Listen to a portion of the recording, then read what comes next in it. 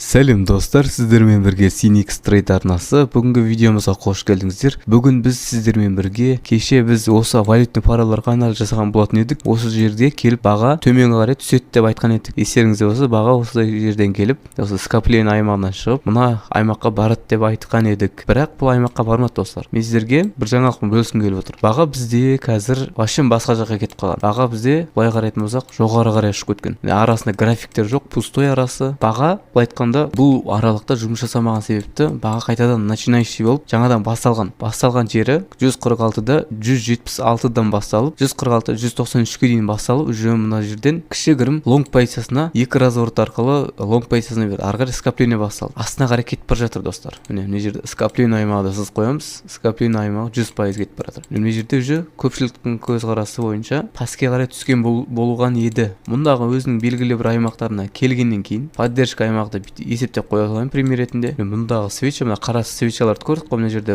бір разворот болған, мұнда екі разворот болған, мұнда үш разворот болған, мұнда тағы разворот болған. Осы жерде үш свеча астына қарай барыпты да до конца, бірақ мына жаққа түспеген. Өйткені мына жерде поддержка аймағы болған екен, сатып алушылар болған екен, крупный. Олар бағаны қайтадан жоғары көтерді. Сатып алушылар барған жері теласы бойынша есептейтін болсақ, 145-тен 712-ге дейін барыпты. Ценовый котировка қарайтын болсақ, бұл жерде жолын сатып алушыларға берді. Екі свеча арқылы сатып алушылар түсірді бағаны. Енді жерде кішігірім скопление басталды. Енді жерде баға көтеріліп жатыр жоғары қарай. Енді достар, біз сделкамызды төменге қарай қарастыратын боламыз. Так, реальный счет емес, біз демо счетпен істейміз. Демо счетқа өтеміз. Астына деп 2 минутқа сделкамызды қарастыратын боламыз достар.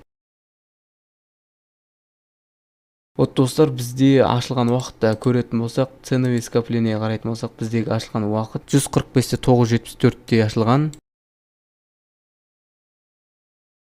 Ценовый скоплениедегі цена дәл осы жерде тұр. Байқап тұрсаңыздар, мен белгілеген жерде 145-те 974-те мына жерде тұр екен. Вот енді өзіміздің сделкамызды күтеміз. Біздің сделкамыздың бітуіне какой-то 30 секундтай уақыт қалды. 30 секундымызды күтеміз.